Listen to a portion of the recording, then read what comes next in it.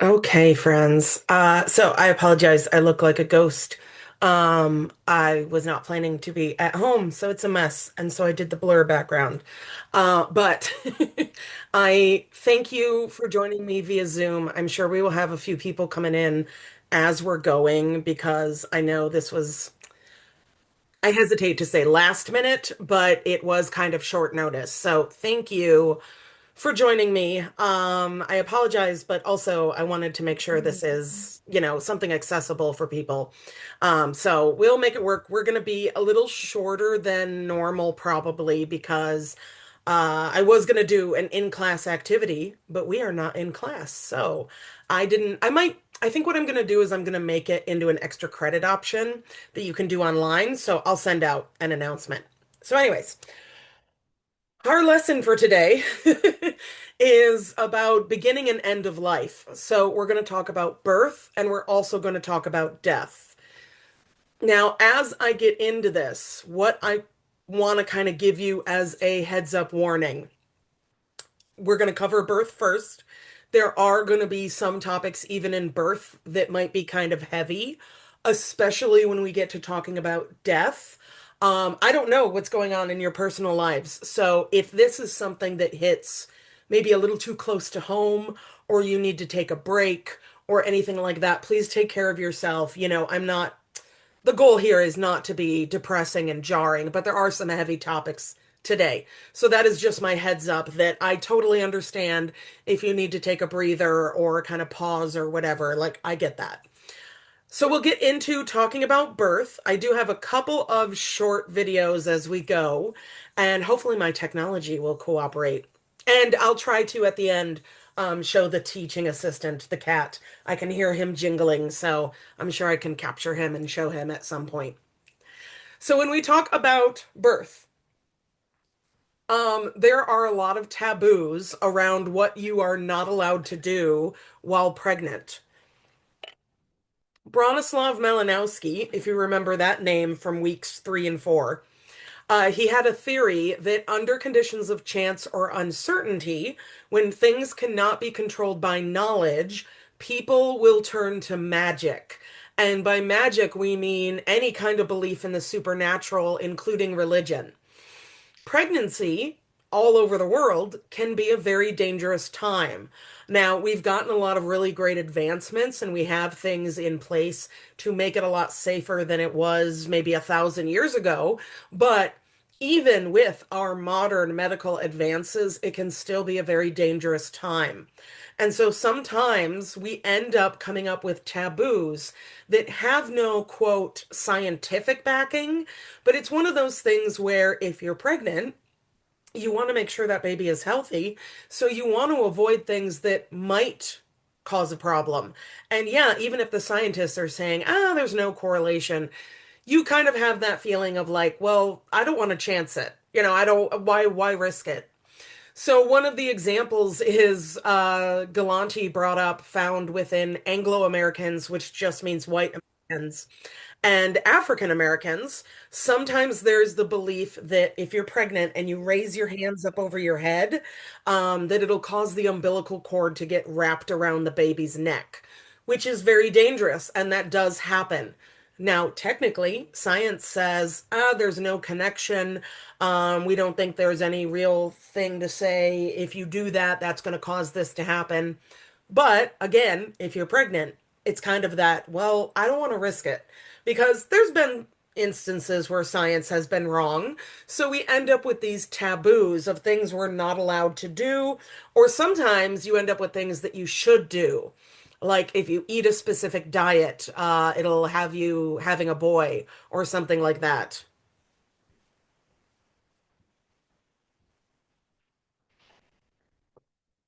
Now, occasionally things do go wrong. And a miscarriage is the term when an embryo or fetus dies before the 20th week of pregnancy. Technically, I believe if it's after the 20th week, because of how far along the development is, they're considered stillborn. Either way, it's a very traumatic event when you're hoping for a healthy pregnancy. Um, when someone has a miscarriage, so all of that organic matter, I will say, the fetus or cells or however you want to look at it, depending on how far along we are, that needs to be passed out of the body. And so it usually just kind of looks like blood. Some cultures believe that during pregnancy or the time after birth, you are spiritually unclean. And unclean almost sounds kind of mean, like we're saying, ew, you're gross. But really, what we're saying is you're spiritually vulnerable, and we need to protect mom and baby. And even in the event of a miscarriage, we need to protect them. And so Galanti talks of a woman who was Roma, and she, within her culture, they have the concept of merime, which means you are unclean during the period after birth, even in the event of a miscarriage. Now, if you are lucky enough to have never stayed in an American hospital, I am here to tell you, they're expensive. And so for a lot of Americans, the second the doctors say, okay, you can leave, we get the heck out of there because we don't want to be charged another day. In this instance, the doctor said, hey, unfortunately you had a miscarriage, but everything seems to be going okay. You'll bleed maybe a couple days, but you'll be okay. You can go home. And she pushed back and said no. And and they kind of were like, what? Why don't you want to leave? And she had to explain, like, until I'm done, I need to be in the hospital where it's safe and sterile for me. So, yeah, the doctors were used to most Americans wanting to get the heck out of there. But here she was like, no, I need to hang out a little bit longer. And they were able to make that amendment. I'm working, Mom. Okay, thank you. So, oftentimes we do have dietary prescriptions and cravings. We mentioned, I'm trying to remember now because I had to cancel a couple of weeks ago. We talked about the hot cold balance in some cultures. And especially with pregnancies, pregnancy is considered hot. When you are pregnant, you're usually recommended to eat foods high in protein. And that is because it helps, helps you make a baby. So you need that protein. The problem is a lot of foods high in protein are also considered hot. Prenatal vitamins are considered hot. So you may see somebody who is saying, oh, I can't eat a lot of protein or I can't take prenatal vitamins because it'll throw me off balance. But really what it is we can say, well, let's find a balance, something to kind of counteract it, something considered cold, like fruit juice. So you can say, okay, if you're going to eat a chicken breast with some good protein, make sure you have a glass of apple juice with it. And that way they'll kind of balance each other out.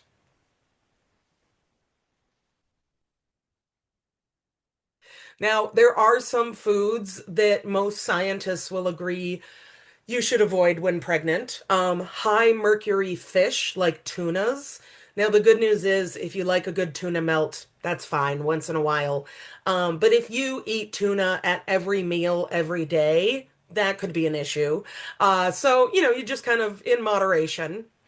Uncooked and undercooked fish or meat, especially shellfish. So no sushi. If you want a steak, no rare steak. You should have it medium well or well. Personally, for me, I don't think well is a good steak temperature, but no medium rare. Raw eggs, technically we all should kind of stay away from raw eggs. There are some instances where you can eat them and be okay, but especially if pregnant, avoid them. Organ meat. Organ meats are things like liver, tongue. And you might think to yourself, Stephanie, I don't eat those things. But I would argue if you've eaten hot dogs, you probably have. I love hot dogs. I'm not talking down on hot dogs. But there are kind of a lot of odds and ends. Caffeine, we're supposed to avoid caffeine when pregnant.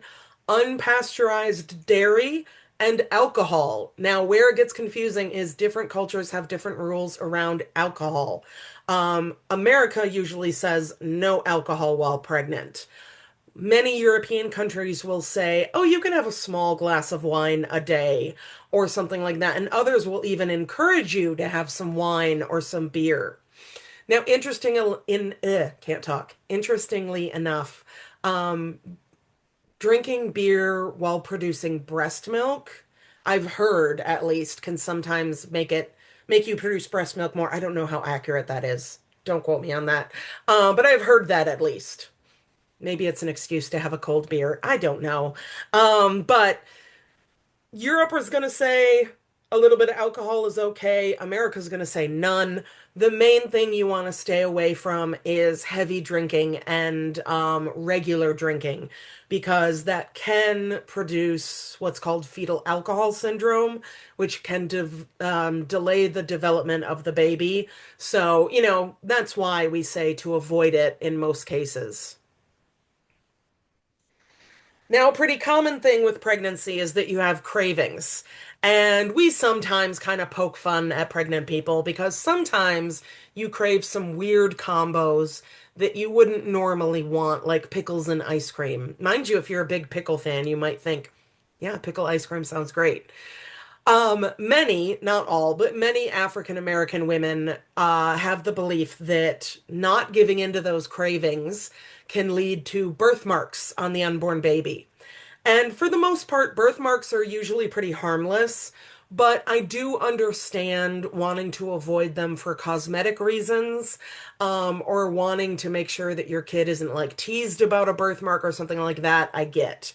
The one that sounds more detrimental is with some Mexican American women.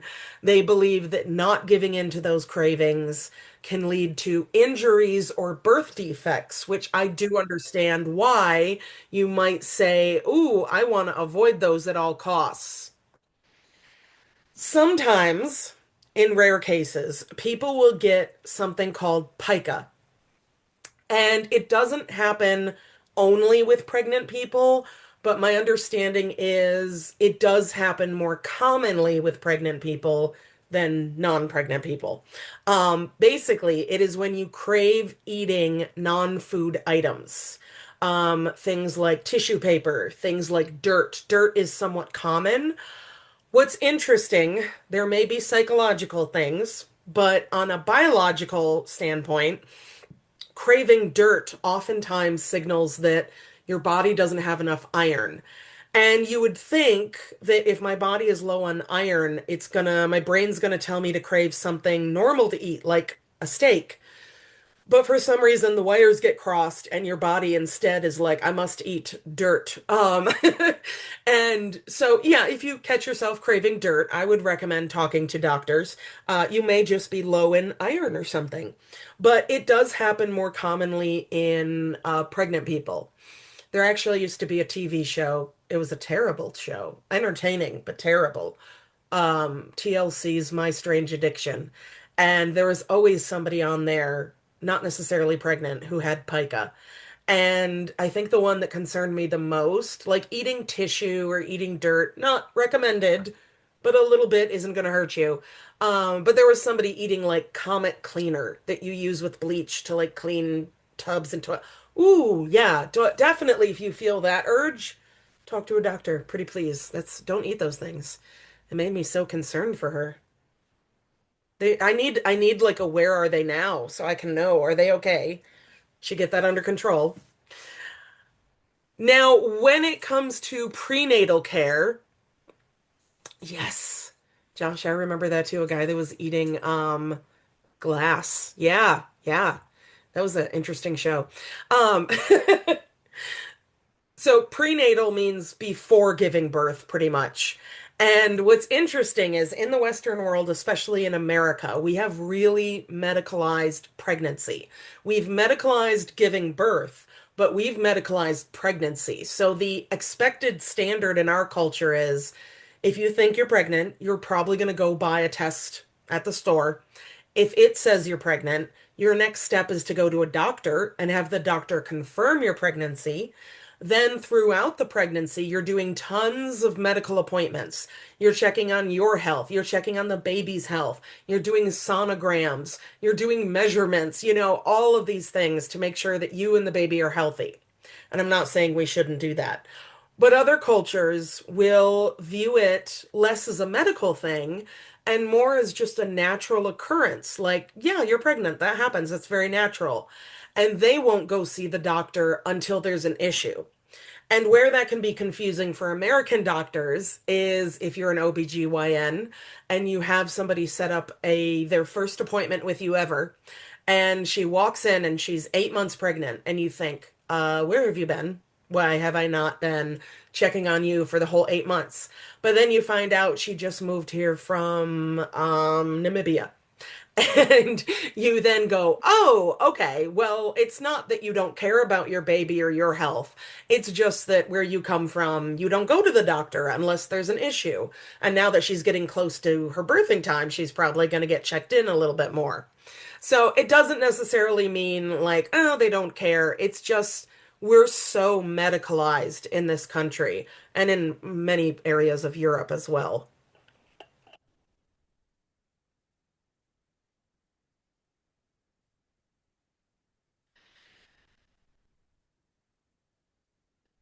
When it comes to giving birth or going into labor, those of you who have kids, you're going to sit here and be like, yeah, Stephanie, I know.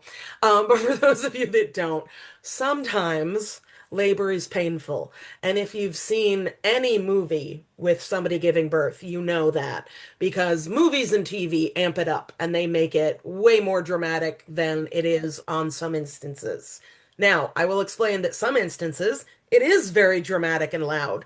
But it's going to come down to whether your culture is stoic or expressive. So stoic is not showing a lot of outward emotions, not being very expressive, no dramatics, very quiet, very reserved. It doesn't mean you don't feel your emotions.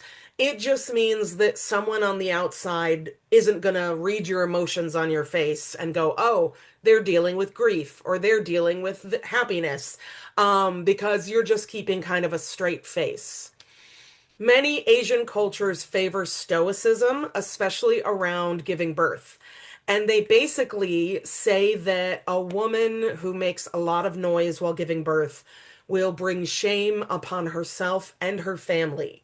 So they favor quiet control. Galanti brings up a Cherokee woman who was also very stoic in full control, and she also gave birth in traditional standards, meaning she gave birth squatting.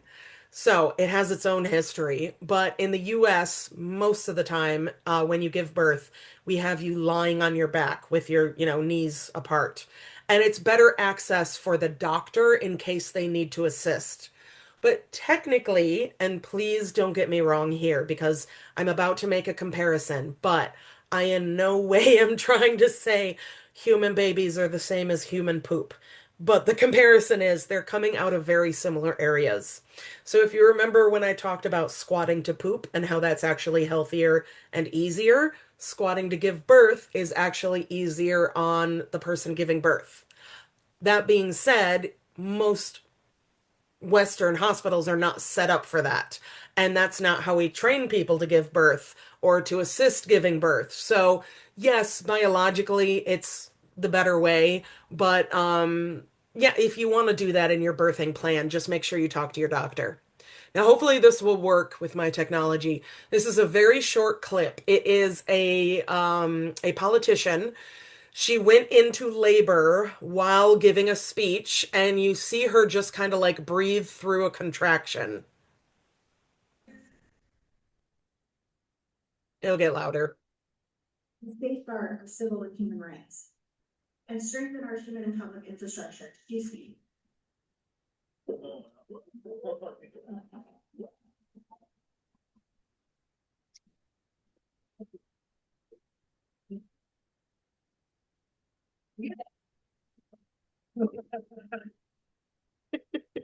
She's a pro. Now, some other cultures are going to be more expressive. And Mexican culture is one of them. They're usually on average. Obviously, there's going to be the occasional Mexican person who is very stoic individually, but on average, they're usually more expressive, a bit louder, a bit more dramatic. I would probably fit in well because I'm a pretty dramatic, I talk with my hands. So a common cry within the Mexican culture is the ay ay ay cry, but we see it for women giving birth as well. What's interesting is you may think to yourself, oh, crying out ay ay ay and being very loud, that's just dramatics. They're just doing it for attention. But really, in Western culture, well, Mexican is Western culture. In American culture, we teach pregnant people Lamaze breathing, which is a very focused, controlled breath that helps you focus on pushing out the baby. And the I is usually accompanied with a rhythmic breathing that basically acts like a cultural Lamaze. So, are they being dramatic? Yeah, probably more so than some other patients, but it's got a reason. And in some instances, it may also be for attention. So, in the Arab world, mostly men are not allowed in the delivery room. And I'll kind of bring up how there's differences in different cultures of who's allowed in. But because the men are usually not allowed in, the women need to signify, hey, I'm going through it in here. Like, this is not a fun time. It'll be worth it, but it's not fun right now. And so they make a lot of noise. It is to make the men feel included, to know what's going on. It also helps them know when something has gone either good or bad. So you can imagine if you hear a lot of commotion and noise and then suddenly it falls silent and you don't hear a baby crying, you would probably panic and go, oh my God, what's going on in there? So it kind of communicates. The other reason is, as a thank you, there is a trend in the Arab world of buying what some Westerners call a push present, basically a gift to the person who gave birth. Now, it's going to depend on your wealth and status of what that present is going to look like. If you're broke like me, that present might be flowers or a teddy bear. We kind of do that too. We give gifts. If you're wealthy, that push present might be a new Bentley, but that's not what I'm buying somebody. A friend of mine, not Arab, but it was a similar concept. Long story short, in American hospitals, once you go into labor, they usually nowadays won't let you eat. They just keep giving you ice chips, which is gotta be annoying. So, and hospital food notoriously isn't great. So what he would do is once she gave birth and she got the all healthy clear, baby got the all healthy clear, he would then go, okay, what do you want? One year it was Olive Garden, one year it was Pizza Hut. He'd go out and get a whole bunch of food, bring it back, set it up, let her eat first, and then everybody else that was there ate. And then as you came to visit, he'd be like, "Oh, would you like some Alfredo?" Like, I thought it was a very sweet way of him to be like, "Hey, you just pushed a kid out of you. I'm not gonna make you eat hospital food. What do you want? You want Olive Garden? I'll go get you Olive Garden." I think, so I'm looking at this and I'm second guessing myself. So I technically have two short videos, but because we're doing Zoom and it's the last one, I think I'm just gonna skip them. I think I'm just gonna skip them. So if you want to watch them on your own, this one is comical. It is linked on this slide. And ooh, chocolate chip pancakes are good, good. Yes. Yeah. I love chocolate chip pancakes anyways, especially after that. I would be like, yeah, that's a good choice. So yeah, if you want to watch the video, it's a funny video. Kristen Bell hooks some men up to labor pain simulators while quizzing them about infants. So I find her very funny. It is funny, but you do also learn some things like when can babies cry real tears or things like that. Now, because childbirth is sometimes not fun, we have tried to come up with ways to make it either more fun or at least just like less bad. Um, Our one of our attempts that sounded like a great idea, and we did it for a few decades, and then figured out it wasn't, was twilight sleep. So twilight sleep is not the medicine, but the actual condition.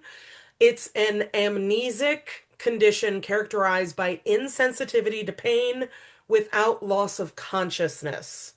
So basically, they would give you an injection of morphine and scopolamine, two very strong drugs. And twilight sleep was used for other medical procedures. Basically, if it was something where they needed to do something painful, but they needed you conscious, they would use twilight sleep. And most often it was used for giving birth. The amnesic means you would basically be conscious and could participate, meaning push a baby out of you, but you didn't remember anything. And while you were conscious, you weren't noticing that you were in pain. So, on paper, that sounds lovely, right? Like childbirth is painful and you come out the other side. Why would you want to remember that? But we then started to discover some psychological side effects, as well as some physical. It was first used in 1899, and it was so popular that in 1951 it said to bring a new era for woman and through her for the whole human race. Basically, the idea was we're going to make childbirth so easy and pain-free, everybody's going to want to do it. People will be popping out kids left and right. And I'm sure for some people it probably did make it a lot less severe. It was discontinued into the 1970s. It started to be talked about getting discontinued in the 60s. The problem was kind of twofold. Psychologically, women were giving birth to a baby they had no recollection of giving birth to. They basically would come out of this condition a little confused, not sure what happened, handed a baby and told, like, yeah, that's your kid. And they're like, what? Like, I have no memory of giving birth. What do you mean this is my kid? And sometimes that can result in lower bonding between mom and baby. And so that's a good point, Brandy. I'll have to look into that because I think I've heard similar, but I don't have like the facts in front of me. But in chat, she brought up that there may have also been an uptick of babies going missing because moms were just kind of like, ah, I forgot I had a kid. That would make sense to me. Like if you have no recollection of giving birth, you're not going to bond with that kid as easily. You haven't gone through something. And I think of it very similar to a rite of passage, a ritual rite of passage where you go through something stressful and you come out the other side bonded. And in fact, that's why there's been stories of people who plan on giving their baby up for adoption, and then after they give birth, they go, no. Now, trust me, there's plenty of people that give kids up for adoption still, and sometimes that's the best option. I didn't want you to think I was like, and we should never give kids up. Yeah, I know there's extenuating circumstances. But yeah, you're not as you don't have that bond. Um, it also would result in physical injuries of the mom. Sometimes it could cause like involuntary thrashing, and that can also be dangerous. So they would tie them down. And if you're tied down and moving around, jerking around, you get like rug burns pretty much on your arms and legs. So they would come out of this with no recollection of giving birth and injuries and be like, what the hell happened in the last like 12 hours? So thankfully we don't use it anymore. I don't know if it's ever used for other instances. There might be some instances where it's necessary, but we don't use it with childbirth anymore. Now, I mentioned that it kind of depends on our culture of who's included in the birthing room. Yes, this is a photo of a man who passed out. It's comical when nobody gets hurt, but it is somewhat common for the father of the baby to feel very weak while watching the love of his life give birth. Um, I'm not trying to be rude. Giving birth does something to your body that it doesn't normally do. And when you are watching someone you care about very much go through something painful, and you're watching a part of their body literally do things that you did not know it could do, it can be very jarring to you and it's very stressful. And oftentimes, if they're standing, they might even lock their knees and they hit the floor. I was grateful to be present for one birth, my niece. I joke that that is the closest I will ever get to giving birth. That was enough for me. I'm eternally grateful I was there. It was beautiful, but it was also very stressful. The father was there, and we had to make him sit down at one point because we turned to him, her sister and I, and we went, "Oh my God, you are white as a sheet. Sit down before you fall down." Because he was just like, you could see the blood just draining. So we kind of joke, but it's a very stressful situation for everybody involved. I'm sure more stressful for the person actually giving birth. Nowadays, our standard practice is to have the father of the child present, but it really does depend on the person. Maybe the father of the child you broke up a long time ago and he's a jerk and you don't want him included. Maybe it's not that, but maybe he's from a culture where he's like, I'm not supposed to be in there. There's all sorts of reasons. In the Orthodox Jewish tradition, men cannot touch women during her birth. It is another unclean incident where she is spiritually unclean and they could contaminate each other. And so it's to kind of keep everybody safe. Some Asian cultures, the mother-in-law assists, and we see that within Korean culture. Basically, within Korean culture, especially if we're talking the firstborn son, who he marries becomes her mother-in-law's second in command, pretty much, and she assists her mother-in-law in all the domestic duties. Therefore, when she gives birth, the mother-in-law steps in to kind of be her personal assistant and help out in a lot of instances, including the actual birth.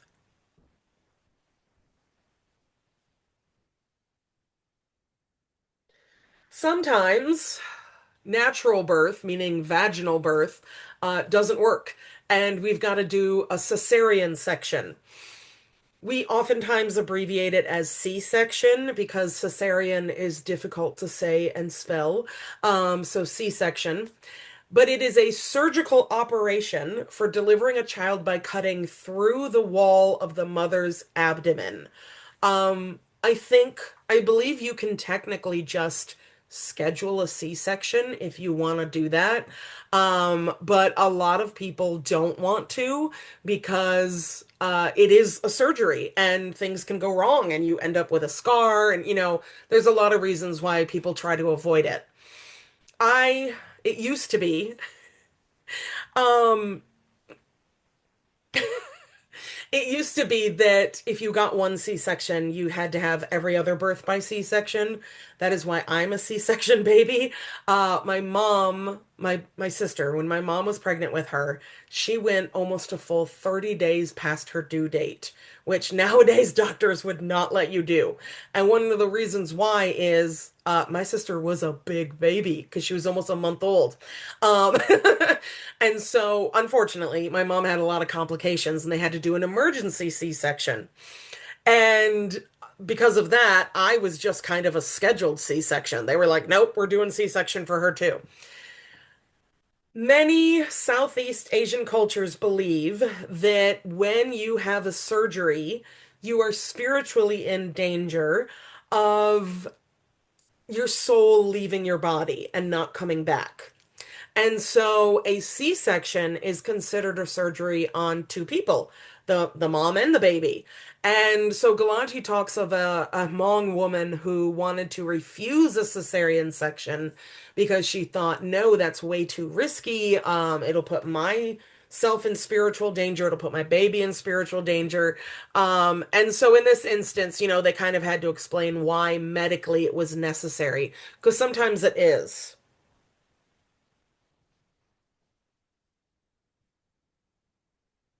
Now, what they don't show you in Hollywood movies is when you give birth, the next thing you get to do is pass the placenta. The placenta is an organ attached to the lining of the uterus during pregnancy and linked to the baby by the umbilical cord. It is how the baby gets all of those nutrients. Now, because of that, there are a few cultural practices around the placenta. For most Americans born and raised here, the placenta is treated as bio waste. It gets bagged specifically and disposed of in the specific rules of how you dispose of medical waste. But you can ask to have it back. Technically, there are reasons why they can refuse you, but technically you can ask for any of your body parts back. I'm the weirdo that had to have two teeth removed a couple years ago, and I thought the orthodontist was going to think I was an absolute weirdo when I asked for them back, but she was chill. She was like, "Yeah, you made them." And I'm like, "Thank you." I don't know what the heck I'm going to do with them. They're in a jar. But I took them with me. I was like, I'm going to take them. So you can do that if you have a body part removed. And the placenta is one of them that you can ask for it back. Why would you want it? There are some cultures that believe you need to bury it. We see it in some Asian and Arab cultures. Hmong is another one, where you basically think of the placenta as the soul's jacket. And so the idea is once that person dies and gets buried, their soul needs to be reunited with the placenta. And so you have to bury it just like you would a person. And the other notion is that you need to eat it. Now, the idea is because the placenta has all the nutrients, that the mother should eat it to get those nutrients back in her body. Technically, there have been scientific studies that say, doesn't really work that way. You don't actually get any nutrients. However, it's also said you're not hurting yourself either. So it, for me, is one of those things that I'm like, do I want to eat placenta? No. But if you want to eat it, whatever. I saw in the chat that it's a good ad that there are services where you can have it frozen in case you need the stem cells later. If you want to eat it, but that grosses you out, there are also companies where you can mail it in and they will dehydrate it and turn it into pills and send it back to you. So you can just pop the pills rather than like eating it because it grosses a lot of people out. But it's one of those things that is science going to say, yeah, there's no real proof. Yeah, but whatever, as long as you're not hurting anybody. I am both horrified and not surprised that it's treated like a subscription service. That is, yeah, that's not surprising, but very horrifying. Everything is a subscription service. I'm not cranky. It's my old lady complaint. Now, it's linked to the baby by that's a good point, and that was 18 years ago. You're like, I can only imagine now. So it's linked through the umbilical cord. What happens is we cut the umbilical cord and a little bit stays on your belly button. Over the next like week or so, it kind of dries up and falls off and it's dead skin. Um, yeah, that's a good point. Sorry, I'm also reading the chat. Yeah, I'm not sure how it works with the actual asking for it back. You probably got to be quick, ask ahead of time. The umbilical cord, though, once it falls off, most people just throw it away. Some people keep it as good luck. They might put it in the baby book. Some mothers in some Asian cultures drink it. Similar concept to the placenta. It's already kind of dehydrated, so they just put it in some wine, mix it in, and drink it. Postpartum meaning after giving birth. The other custom is that's cool. Your mom has it till you're 16. The other custom is lying in. So I think I've complained before about how our country has no federally mandated parental leave after giving birth, and that drives me bonkers. Some cultures, it's kind of systemic to have at least 30 days. And in Asian and Latin American cultures, it's called lying in, and it's basically for mom and baby to bond, to rest. And some instances, like Korea again, it's usually the mother-in-law that kind of steps in and says, okay, I'll feed the baby, I'll change the baby, things like that.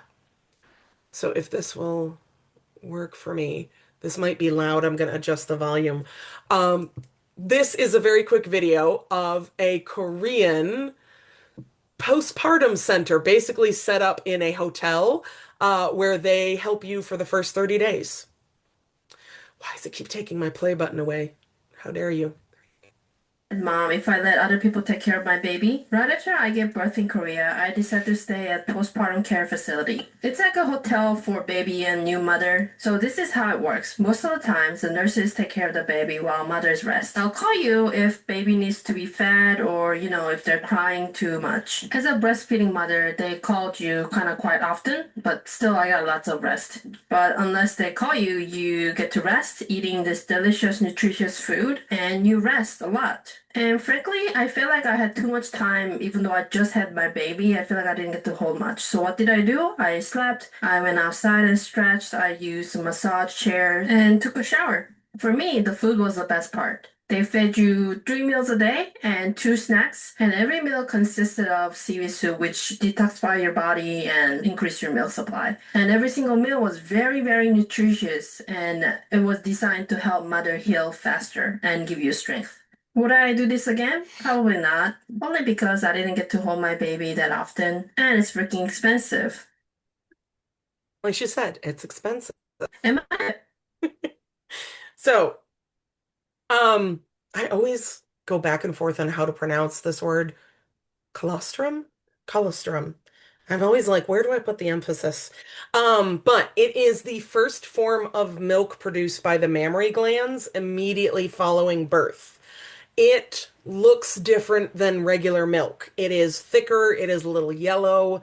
And so now we have done scientific studies to learn that it is packed full of nutrients for the baby. And ideally, Western doctors, that's why nowadays, the second you give birth, they check the baby and then they're handing you that baby to try and nurse. One, it's bonding time, and two, it also helps to get that milk going, to get the milk production going too. Some cultures, though, because it doesn't look like normal milk, they say, no, it's bad for the baby. It's gross, it's bad milk. You need to expel it out and then nurse the baby. Now, ideally, we would love to try and convince them, no, you should have the baby, drink it. But if they're pushing back and it's becoming a big thing, that's when we step in and just say, you know what, as long as you're feeding the baby, we're good.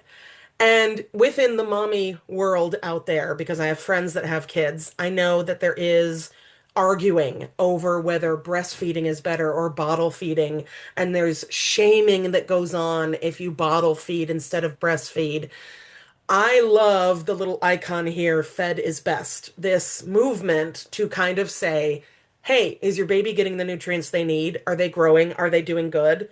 Then who cares how you're feeding them? Some people have to use formula. They either don't produce enough milk or they, don't have, like I said, we don't have maternity time. So maybe they have to go right back to work. So they've got to pump and do supplementing with formula. So there's a lot of reasons why someone may not be able to or may just not want to breastfeed. It's up to the person. And so I really like that we're kind of having that conversation of like, just feed your baby. As long as your baby's getting fed, we're good. Yes, yeah, you're right. So, okay, to not sidetrack myself, but to explain the era we're talking about, I was born in 83. When I was born, my mom is a very friendly, sweet, kind-hearted person. And she met another lady at the hospital and they bonded and talked, found out they live not too far from each other. And this lady had just had a little boy. This was 1983. So the formulas that existed were not as good as they are today, and there weren't as many options.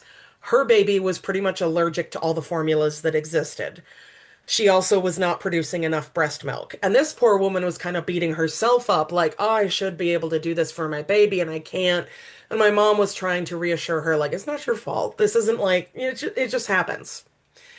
Now, thankfully, these two ladies struck up a conversation and a friendship because my mom had the opposite problem. My mom made way too much milk for one baby. So, my mom being very sweet, they basically struck up a relationship, and my mom would just drop off breast milk every day because she said, like, I got too much, you don't have enough. Let's find out this can work. So I thought it was very, very sweet. And that is more common in some other cultures. And in bigger cities, there's even like milk banks where you can drop off your breast milk and then someone in need can go get it. So I am grateful that we have, yeah, you have some people that can't produce it or not enough, and then you have others that are making way too much, and we can find a balance so that everybody gets fed. Oh, that's cool. They'll deliver the milk. That's good. I like that. That's probably a good option. I mentioned about mother-child bonding or parent-child bonding. It's really, really important. Poor bonding has been tied. It, okay, I want to be cautious how I say this. In no way am I saying if you're not 1,000% bonded to your kid, they're going to have all these problems. But we have found a link between poor bonding and these issues. Uh-huh. Sometimes it can lead to child abuse. Sometimes it can lead to psychological problems. And sometimes it can lead to what's called failure to thrive. Failure to thrive is kind of scary because it's hard to pinpoint what's causing it. Basically, what it is when your baby is getting the nutrients they need, they're getting all the things, the vitamins. They don't have any like developmental problems or issues that they can pinpoint, but something is happening where they are not thriving. They're not growing how they should. They're not putting on weight like they should. And yeah, some babies can come out of that and be okay. Others, you're right. Yeah, some people are still struggling with it because it can delay a lot of issues. So we want to avoid that. And that's why we try to get the baby bonded with someone, a caregiver, as quickly as possible. There is a Vietnamese belief that I bring up, Galanti brings up first, that can look like a refusal to bond. So, Americans, usually, when we're going to have a baby, all the time leading up before the baby gets here, we're talking about the baby. We're showing pictures, showing our sonograms. We're all about, look at my baby. And then the baby gets here, and we're even more, look at my baby. And I don't blame us. We're excited. We're proud. I say we, I'm not doing it, but I get it. So if you're expecting that and you see a young parent who is not doing that, it's not that they're hiding their baby, but they're not very showy. They're socializing the baby, but it's not all about the baby, and they're not showing you tons of pictures. It's not a refusal to bond in most instances in the Vietnamese belief. It's babies are spiritually at risk, and scary bad spirits might attack them. And so we don't want to draw attention to the baby. Hey, yeah, that's my baby. You're a baby. You're getting into things because I'm talking to nobody. Okay, so I know he's a whiny baby. So it can look like a refusal to bond, but it is, in fact, just they don't want to draw attention to the baby to keep the baby safe. Are you going to be a good baby and behave? Say no. No. Nope, not at all. Now, there are some cultural practices around the baby's like first birthday. This Chinese belief is, I believe the idea is you basically put out a cloth and you put a bunch of items that could tell you about the baby's personality. And then you put the baby down, and whatever they crawl to and pick up first gives you a clue. And so you can see there's like a judge's gavel, there's a wad of cash, there's a microphone. You can tell who this baby is around by what they pick up. It's a very, like, literally 10 seconds.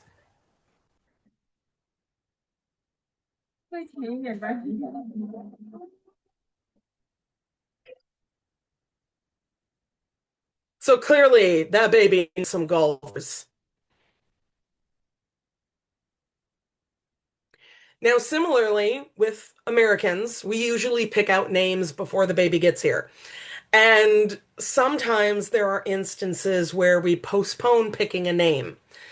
And even when we pick out names, I've talked to tons of people that have said, like, oh, yeah, I had three girl names and I had whittled it down because I knew I was having a girl. And I've said, I'm going to name her, I'll just say Stephanie, I'll use my own name. And they'll say, I'm going to name her Stephanie. And they decide that in month 6. And then month 9 gets here and they give birth and they hold that little baby and they go, you are not a Stephanie. Hmm, nope. And they got to come up with something else. Sometimes you just meet the baby and you're like, no, that name doesn't work for you.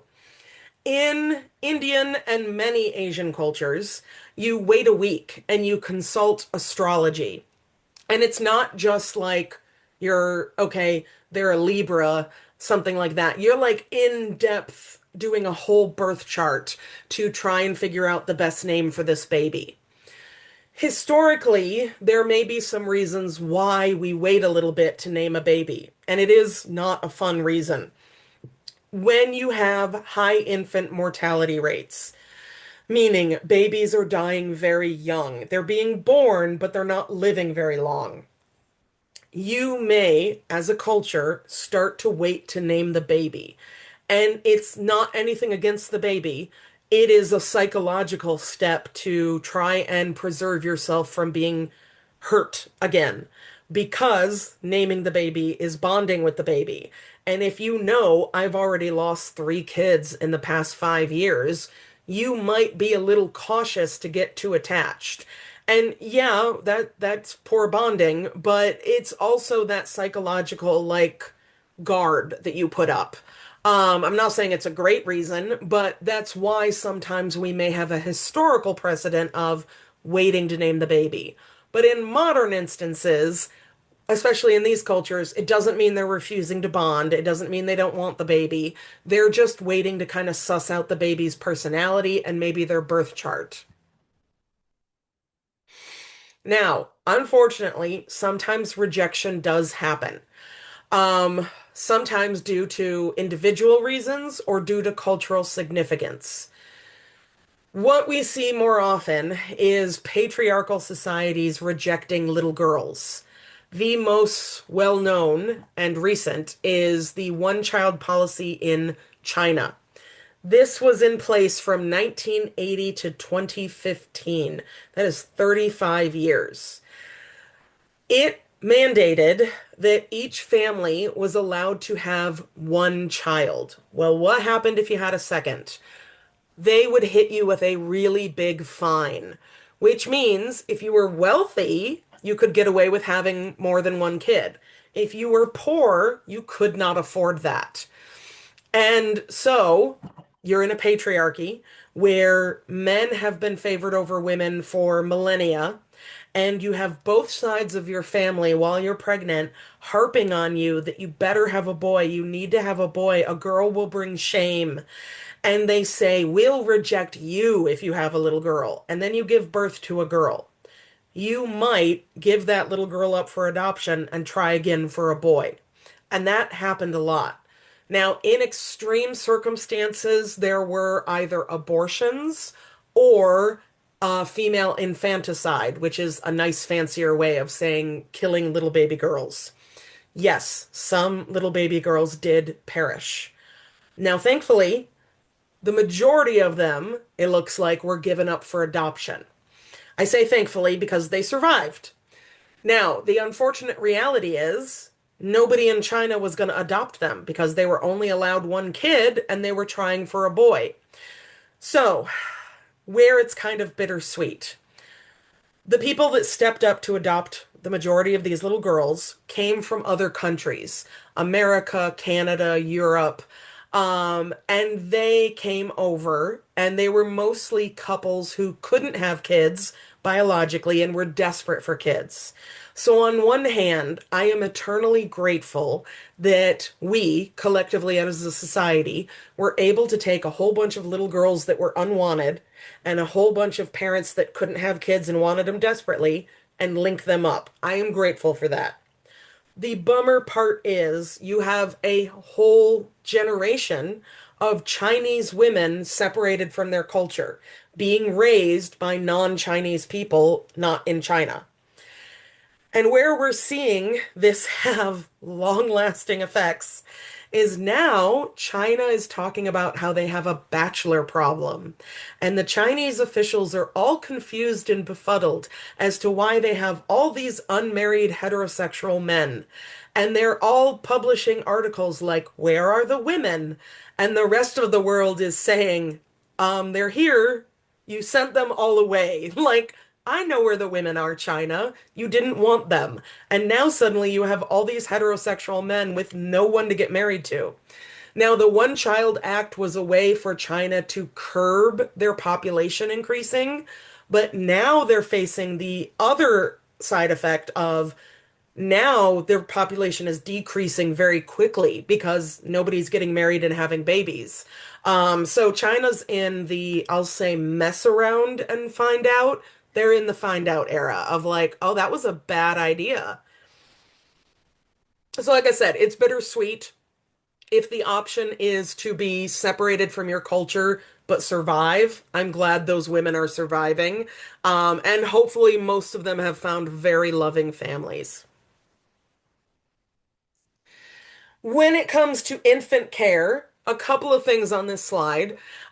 Some cultures, just like men are not allowed in the birthing room, men do not participate in infant care. So if you go into the medical field or like social work or something, and you have a couple who just moved here from the United Arab Emirates, just moved here from Morocco, and you notice that the dad is not involved in diaper changing, feeding, anything like that. For most Americans, we think it should be 50-50 with the parents. And so we may look at that and say, oh my God, he doesn't even care. And yeah, there's going to be some instances where that might be correct. But for most of it, he literally was raised not to do that. He was told he's not allowed to do it, that he shouldn't.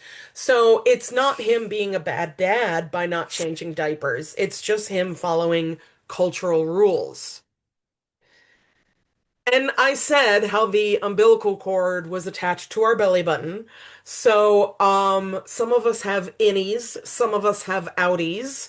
Some cultures favor one over the other. In Mexican culture, still today, they on average favor a flat belly button, no outies. So, one way to make sure that you have a flat belly button is to strap a coin to the belly. So let's say you're like a daycare teacher and you have a little baby that gets dropped off. And when you go to change the baby, there's a 50-cent piece taped to their belly. And you might think, what the hell? But then you remember that their family is Mexican American and you go, ah, they live with abuela, grandma, and she's old school and she just wants to make sure they have a flat belly button. As long as the tape isn't hurting them or causing like a rash or anything, it's fine. It's just making sure they're having a flat belly button. So on that note, I'm going to get into the end of life, talk about death. And I will try to keep it somewhat light. Yes, there will be some heavy topics, but I will also try to tell you some funny things or some interesting things. Just like how we have medicalized birth, we have medicalized death. In Western society, people are often dying in hospitals rather than at home. One of the reasons for that is we have pretty advanced medical care. And so often when someone is dying, we try to save them by bringing them to a hospital. And then they end up dying in the hospital. If you work in the medical field, cultural sensitivity is very important.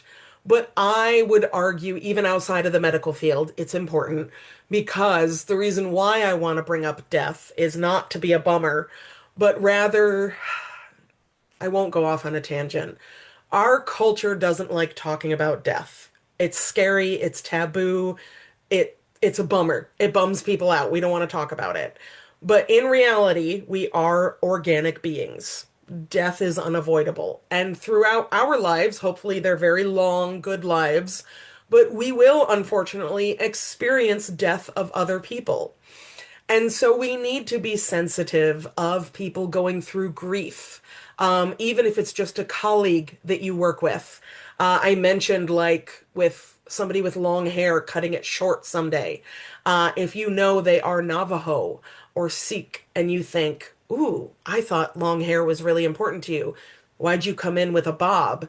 You may be able to piece together, like, oh my gosh, they just lost somebody very close to them, and you can be more sensitive to that. When it comes to revealing fatal medical diagnoses, Americans love individualism. We love independence.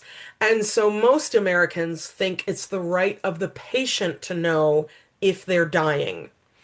52% of Mexican Americans and 65% of Korean Americans, however, favor not telling the patient. It's not so much that we want to lie to them, but usually in Asian cultures, the doctor will tell the family the diagnosis, and then it's up to the family to tell them. And I mean, there are some instances where I totally can see this being beneficial. So, for example, let's say it's your great grandma who's 101 years old and she has really bad dementia and she's having a really good day, but you also find out from the doctor, oh my gosh, she's terminal. She's gonna die in 48 hours. And you think, man, she's having a good day. And she's 101. So odds are we don't live that long regularly. That's pretty rare. So she's already doing great, and she isn't fully going to understand the conversation about a terminal diagnosis because of the dementia. We may, as the family, decide, let's just not tell her.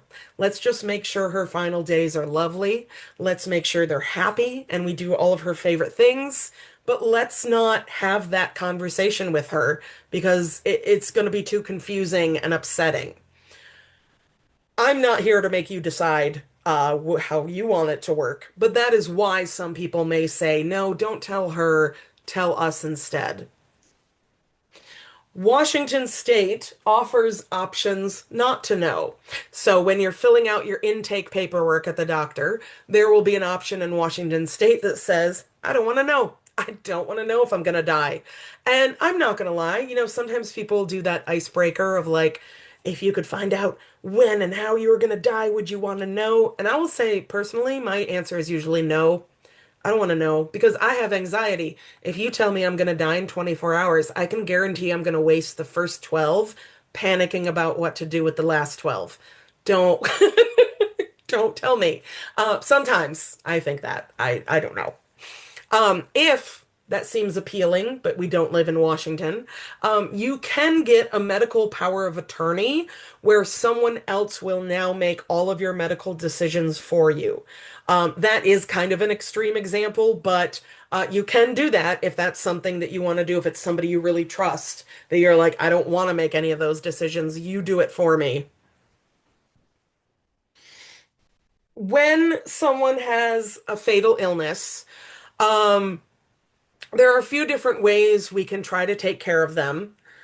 Palliative care is focused on relieving pain without dealing with the cause of the condition, or focusing on comfort and not cure. And you may ask yourself, well, if there is a cure, why wouldn't we want to try it? And so this is a hypothetical example.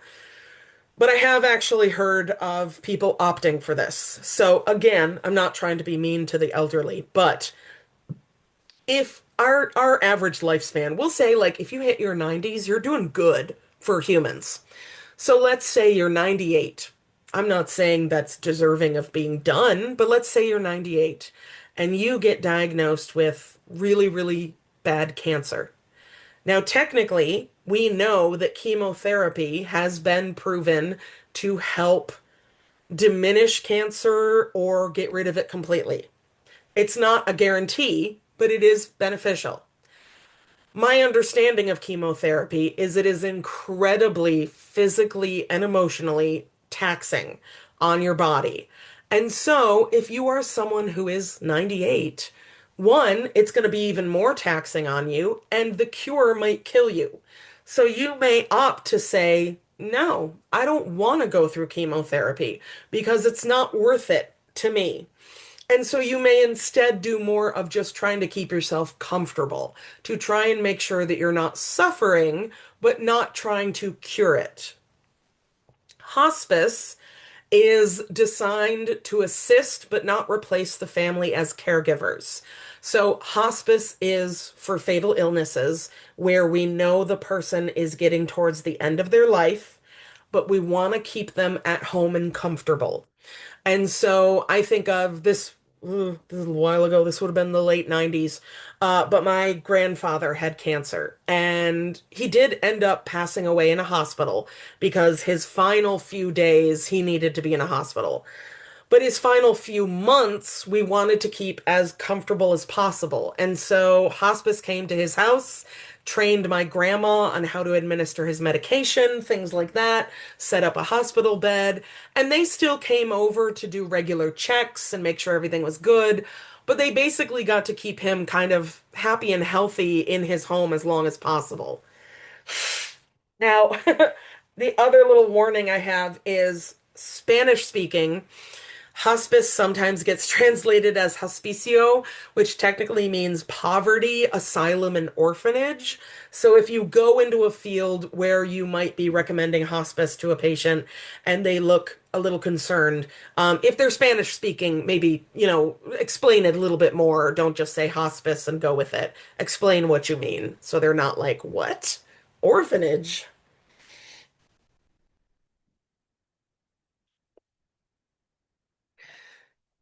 This is where we'll get into a heavy topic for a couple slides about advanced directives and whether or not we should remove life support. Advanced directives, oops, I moved my whole computer, is a written statement of a person's wishes regarding medical treatment should the person be unable to communicate them to a doctor. So it is not really a fun conversation to have, but I think a lot of us should have this conversation with the people we trust, be it our parents, our partner, a sibling, a best friend, where you kind of say, hey, if something happened and I was in a comatose state, hooked up to machines, and only alive because of life support, but I could not communicate what I wanted, this is what I would want to have happen to me. And it would really be great if you put it in writing. Get it notarized, have it in your medical records. Some people, especially when they have fatal illnesses, will get a DNR or a do not resuscitate. That means if I keel over one day, I don't want you to do CPR. Just be like, "Oh, she went, she's gone." They don't want to be resuscitated. About 9 states, it might be more now, I'll have to double check, but I think about nine still have right to die or death with dignity laws. This is medically assisted suicide. So, when we hear suicide, it freaks a lot of people out. It is difficult to get this medically assisted suicide. Meaning, I can't, in these states, I can't just go to my doctor and say, you know what, I don't want to do this anymore, kill me. Not that easy. You have to go to multiple doctors. You have to get multiple diagnoses, like second opinions. All the doctors have to agree, I am going to die regardless. There's no cure. And it usually also has to prove that not only am I going to die, but I'm going to suffer towards the end of my life. Some people opt out of that. They say, okay, there's no cure. And when my health declines, it's going to decline quickly. I'm going to be in pain. They might think of themselves as a burden. I'm trying to think of other reasons where they might just say, I don't want to suffer. I don't want to go through hell in my final days. I would rather bow out gracefully and go on my own free will. Now, the reason why it's by state is Religiously, there are a lot of people that say suicide is unacceptable regardless of the explanation. And because it's medically assisted, others also argue that it is murder. So that is why federally we do not have it's not a thing. It goes by state. Now, I'm going to introduce you to two people. You may know some of the names, some you may not. The first is Karen Ann Quinlan. She was 21 years old in 1975, and she went to a party where she mixed alcohol and tranquilizers. Don't do that. Please don't do that. She fell into a coma of which she never recovered. She could not breathe on her own. She was hooked up to machines that did the breathing for her and a feeding tube. Her parents argued that this was no way for Karen to live. They said we should pull the plug, so to speak. We should unhook her from the machines and let her die peacefully. Because the medical professionals were saying, well, we don't have a cure for her yet, but we might someday, so we should keep her hooked up to these machines for a hypothetical cure that could come decades from now. And the medical professionals wanted to do that. And her parents were saying, no, that we don't like that. We don't want her to live like this, air quotes included. This doesn't count as living. But the government and the medical doctors were saying, well, if we unhooked her from the machines, now it would be murder, and we can't do that. So they had to go to court. It became an international story where it got a lot of Americans and other people talking about what we would want to have happen in that situation. And like I said, it's not a fun conversation to have, but I think it's an important one. It's one of those conversations you hope you never need, but you'd be grateful you had, and especially if you get it in writing. Now, after a lengthy battle in court, her parents did win. They did remove her from life support, and she did pass away. They took the notoriety of her name and opened a hospice and memorial foundation in 1980. So that was in the 70s. We're going to jump ahead to the 90s. If you're old like me, you know this name. This is Dr. Jack Kevorkian. He was a household name for a while. He was an American pathologist. He was nicknamed as Dr. Death, which makes him sound like a Superman villain. Um, I can see both sides to this argument.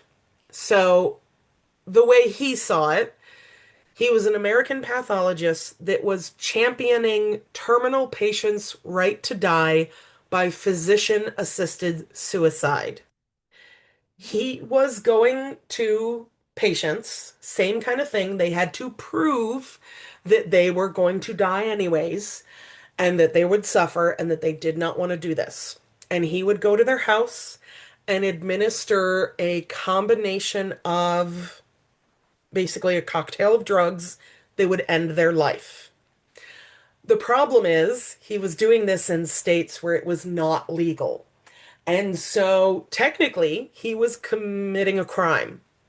And a lot of people were talking about it because some people were saying, oh, he's, an angel of mercy, or he's, doing the Lord's work and helping people end their suffering. And other people were saying he's a serial killer and he's going around abducting people and murdering them. And I do understand his image was a little tainted by the fact that he set this up in a windowless van, and we have a bad connotation of windowless vans. He was arrested in 1998 and convicted of second-degree murder in the death of Thomas Yoke. Thomas Yoke was from Detroit. So not only was he now a household name in international news, but Michigan was talking about him a lot.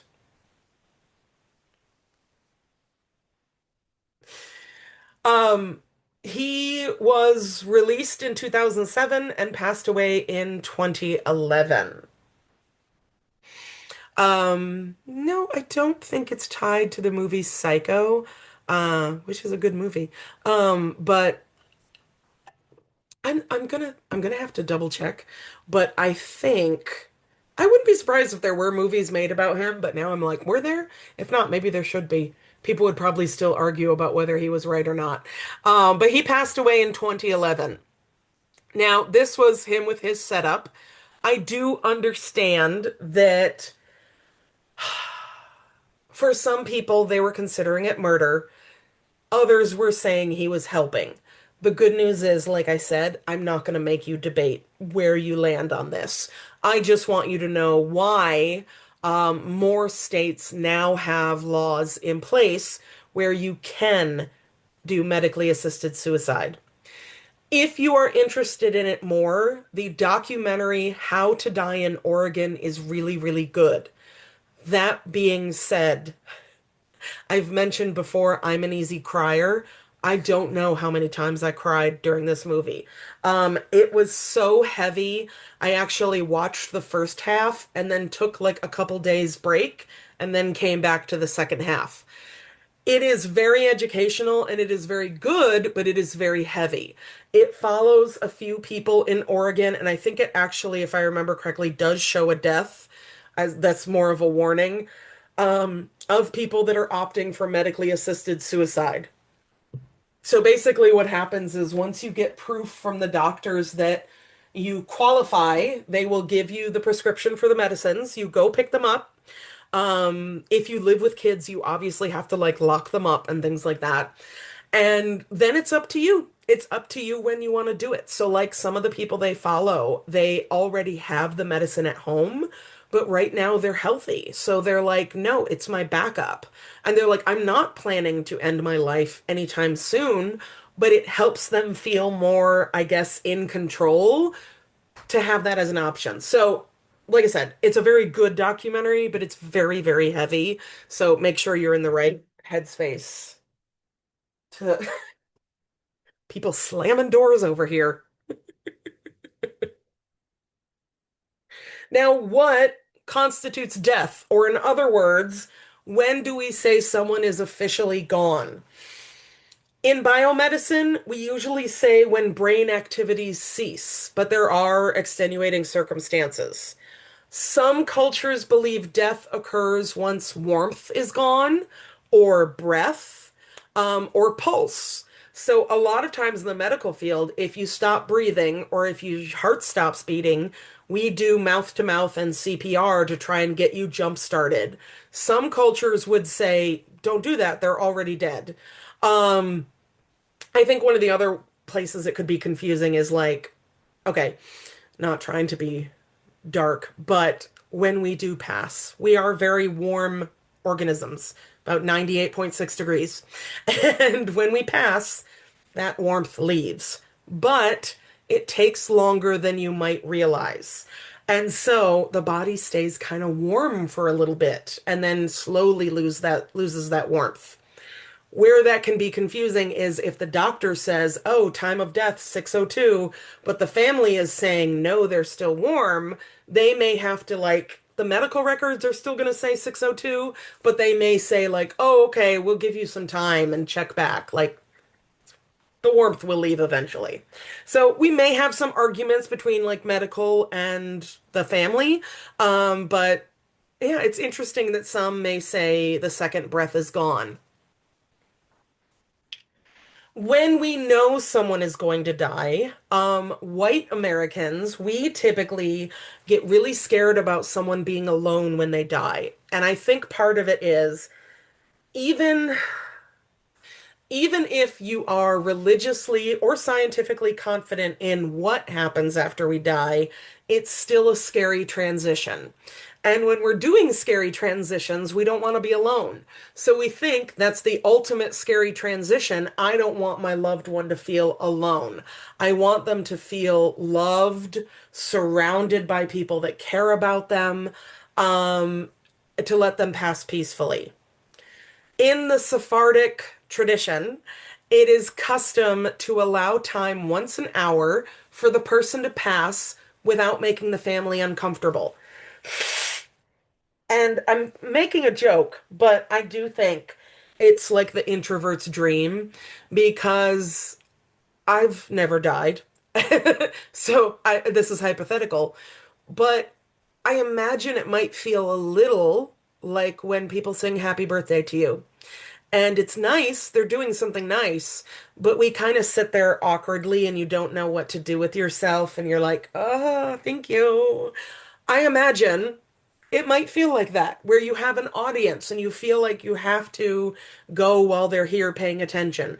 So I kind of like the idea of once an hour, just leaving, just giving the person some time alone to pass peacefully.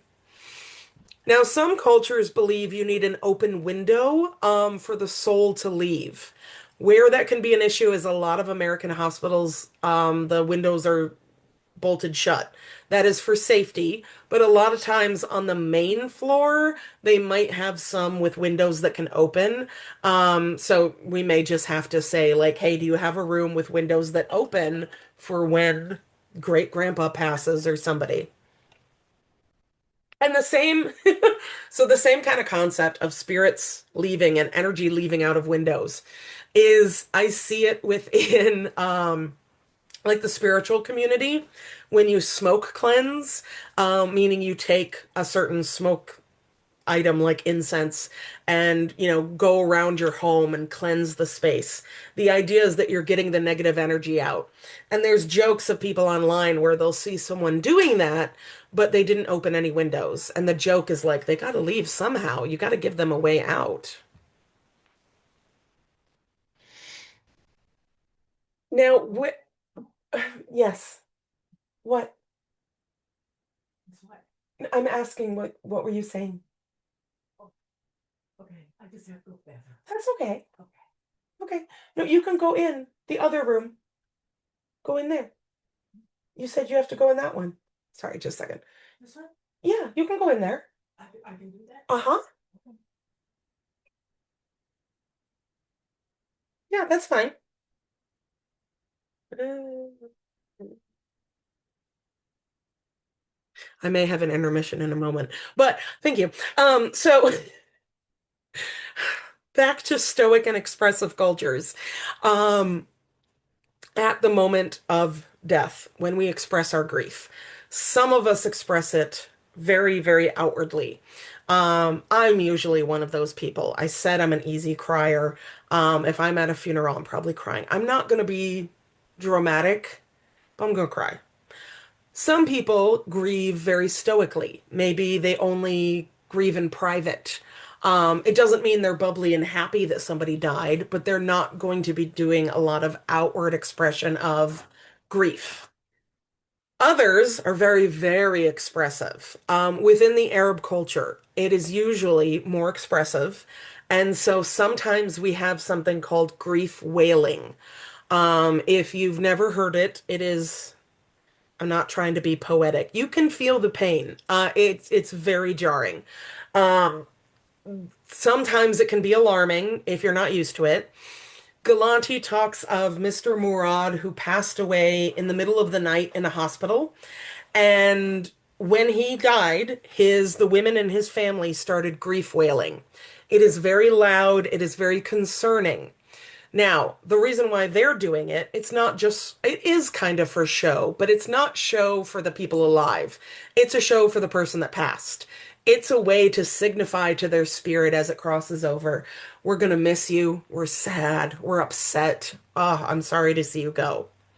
The problem is, this was about 3 a.m. in a hospital. And so you can imagine all the little call buttons going off of people waking up like, what the hell's happening? Because that's not something a lot of Americans experience. The medical professionals tried to quiet the women, but they, of course, said, no, we need to be loud. And so they couldn't really quiet them. They didn't want to kick them out. So they moved them to the non-denominational chapel, which is usually a little removed from bedrooms. And there they could be as loud as they wanted and not disrupt people. So I thought that was a really good, like, compromise.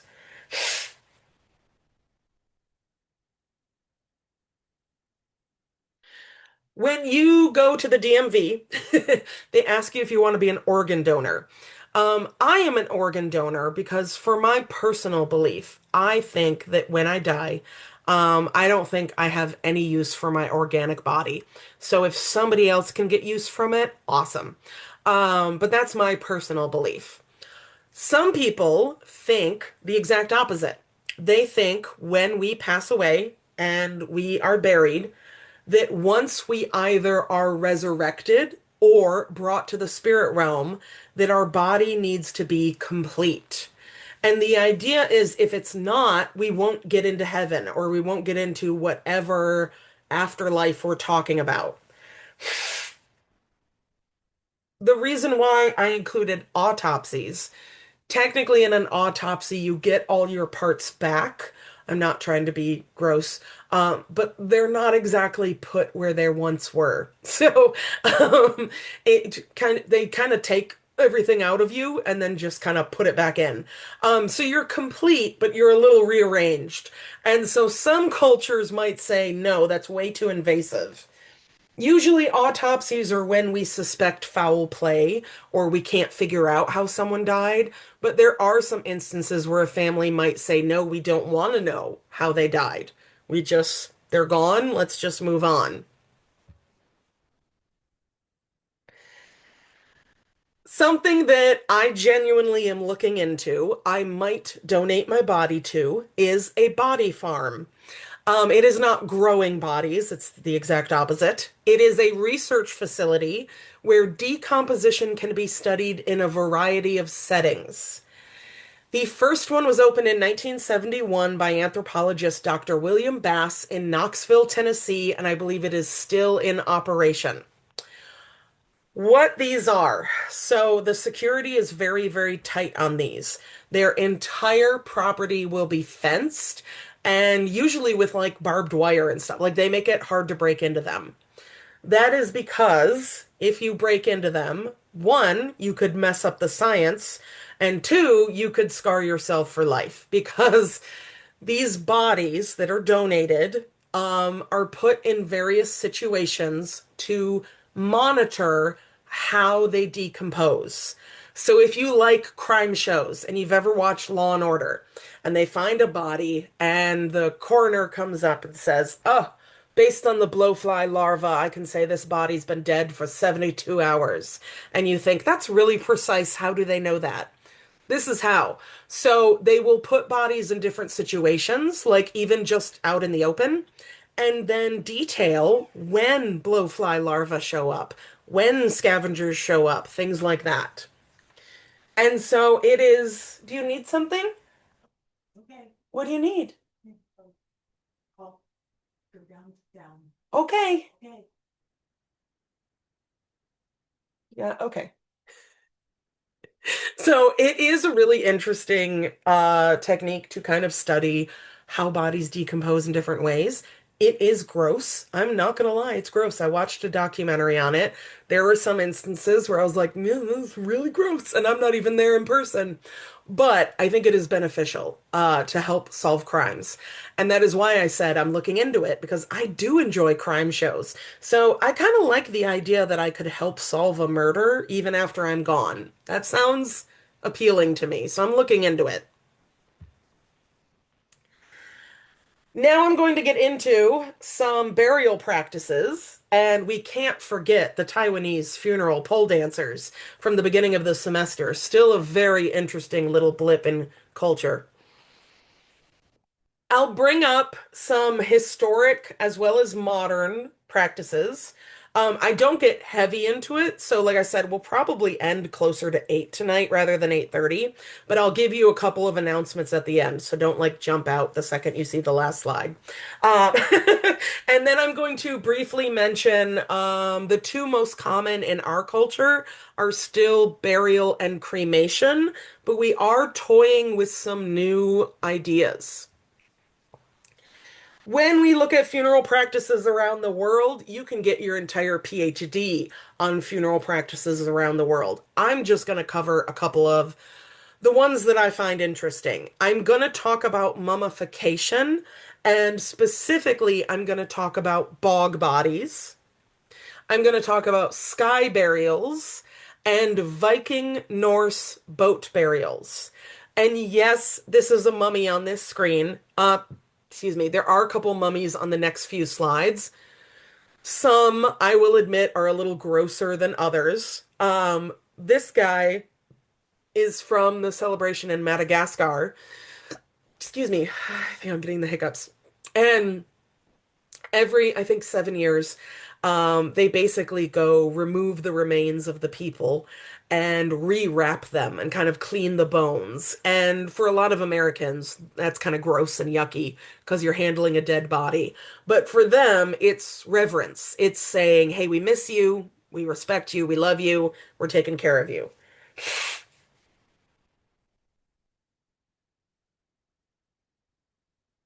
Let's get that. Skip it, 70. Skip. Okay. So, mummification.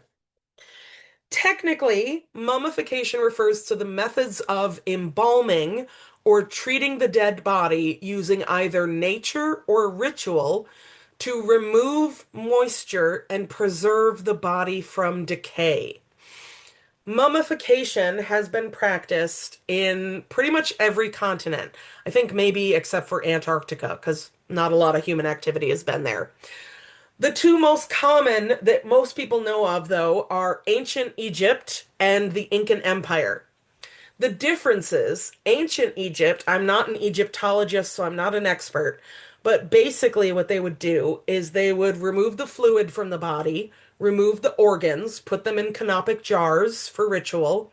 Then they would embalm the body with like resin, incense, herbs, oils, dry wrap the body and preserve it, and it would be dried and mummified. The Incan Empire used more nature.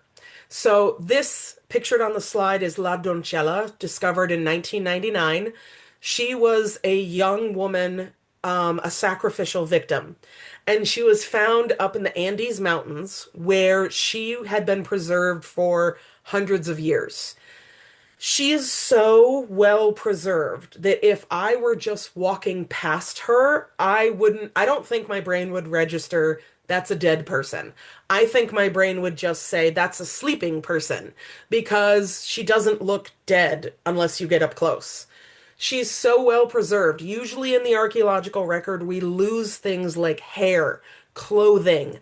You can see her toenails. You can see her eyelashes. You can see not only the length of her hair, but how her hair was braided.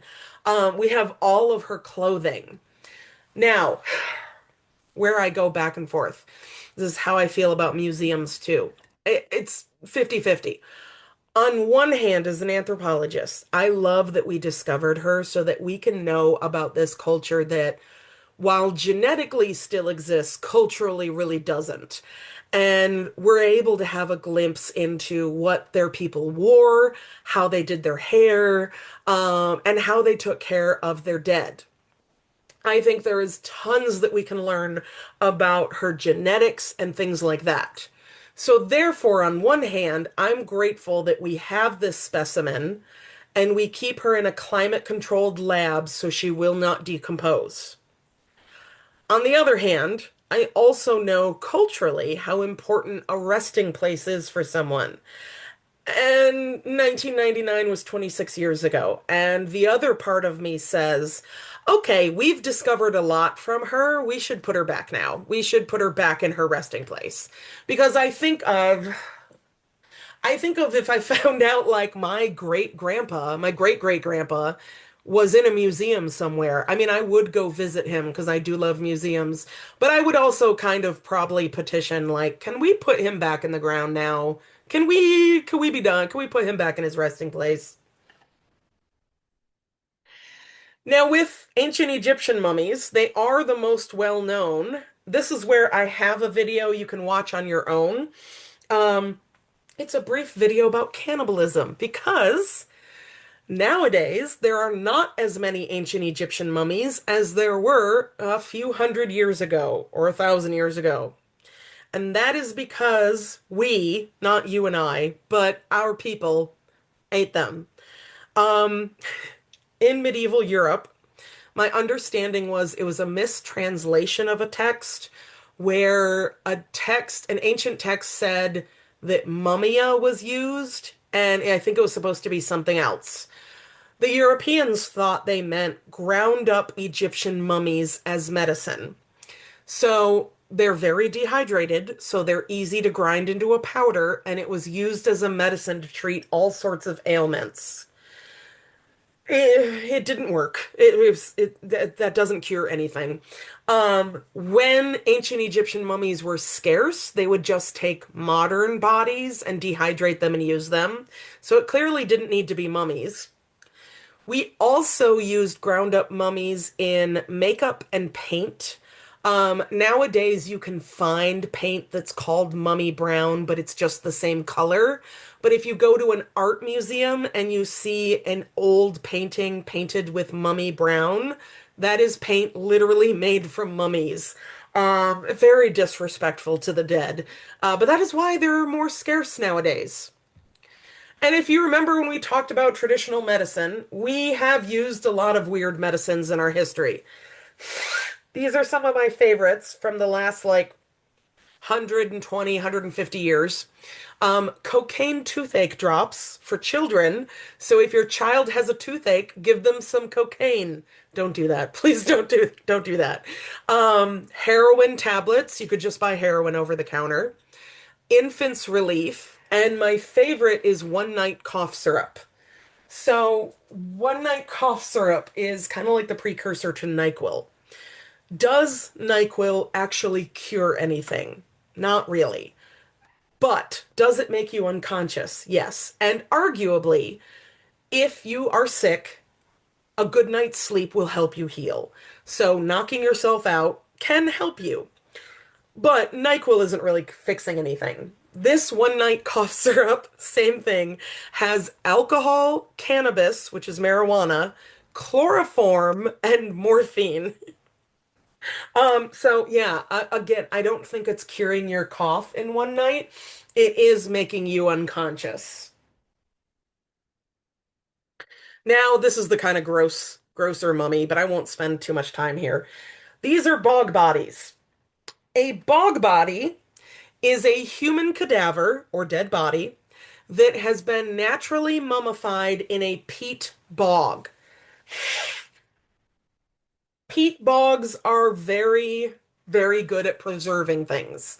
Um, it's a theory, we can't know for certain, but it's a theory that the ancient Celts actually did know these bodies would be preserved because we have found the bodies very well preserved. We've also found butter that's like 1,000 years old that you could spread on toast still. We found an intact shoe, and that one makes me laugh because I actually did lose a shoe in a bog once. What was I doing in a bog? It was a camping trip and we ended up in a bog. I don't know. I lost a shoe. 'Cause it sucks your shoe right off. And I had a crappy day because I lost a shoe. And so I think of somebody like 1,000 years ago having a crappy day because he lost a shoe. And then 1,000 years later, some archaeologist is having the best day of her life because she found an intact shoe. And I'm like, see, it turned around. The good luck was, it took a while, like 1,000 years, but we're good. Most bog bodies, we believe, are sacrificial victims. This guy, you can see depending on the lighting on your screen, he still has a noose around his neck. So he was hanged and then tossed in the bog. But he's so well preserved that we can see his wrinkles, his eyelashes, his hair, everything. So very, very well preserved. And they have been practiced throughout Europe. We've found them in Denmark, Germany, the Netherlands, the United Kingdom, and Ireland, usually tied to the ancient Celts. So a sky burial, it's not shooting us into the sky, but rather using things from the sky to dispose of us. So a sky burial is very rare. It is a funeral practice in which a human corpse is placed on a mountaintop to decompose while exposed to the elements and specifically to be eaten by scavenging animals, especially large carrion birds like vultures. It's really only practiced in Tibet. It is very Game of Thrones vibes. It sounds like a terrible punishment, but it was supposed to be more spiritual, where the idea is when we die, we want our bodies to return to the cycle of the earth. And one way to do that is burial. The other is to let animals eat us. And it is gross, but the idea is they're going to eat us, and that's going to have us re-enter the food chain way faster and get us spiritually back into the cosmos. So there's really only like one area in Tibet where this is practiced because similar to body farms, we don't need hikers coming up upon a corpse and freaking out. We also don't need hikers disturbing it because this is a burial. So it is a specific area on the mountain. You have to have permission to be buried there. I think you have to have ties to the indigenous communities. But it is still technically practiced today. I don't think America's going to do it anytime soon, but it's interesting. When I mention Viking Norse boat burials, you may be thinking of the really exciting one where you take the person on the boat and then you shoot a flaming arrow into the boat and light it on fire and it burns, and that's the funeral. That definitely did happen. There are some instances in America where people are trying to get legal permission to do that kind of burial. And I don't mean it in a morbid way, but like if anyone in Grand Rapids does that, I hope I know so I can come watch. I'll be respectful, but I want to witness it. But sometimes they would bury the entire ship. And so, if you were a good sailor, you might get buried with your entire ship. And then, oftentimes, they would put rocks on top, like in this photo, to signify where the ship is. And they're pretty big. There's a person standing in the center. Grave goods is an archaeological term for items buried along with the body, often including personal possessions and supplies for the afterlife. Even Americans today, we do that a little bit. When we're going to bury someone, we dress them nice. We dress them in their favorite outfit. We might, if Uncle so and so was a great baseball fan, you might bury him with a autographed baseball because, it kind of signifies who he was when he was around. I think my favorite are yeah, I've seen two or three little old ladies on the internet go viral because they go to like a great granddaughter's wedding and they'll say, "Hey, great grandma, I love your dress. It's beautiful." And she says, literally, "Thank you. It's what I'm going to be buried in." I'm like, and it makes me laugh because I'm like, you know what? Great grandma's thinking ahead. Like, she's like, "You're not going to bury me in something I don't like. I'm going to pick it out now and I'm going to wear it now so y'all know I look good in it." So with Victorians, Um, they were they were a bit morbid compared to us. They were very aware of death. And part of the reason was throughout Europe and America in the Victorian era, it was a lot easier to die. You could die from infections, you could die from the flu. You can still die from those things today, but usually we have medical practices in place to stop us from dying from it. But there, it was a little, or then I should say, it was a little easier to die. Similarly, if we look at American Victorians, we had the American Civil War. That was a lot of death. It's estimated that about 620,000 Americans perished. And it lasted from 1861 to 1865. So it was only 4 years, which I don't mean only in a dismissive way, but like that's a lot of death in 4 years. So American Victorians were really, really aware of death.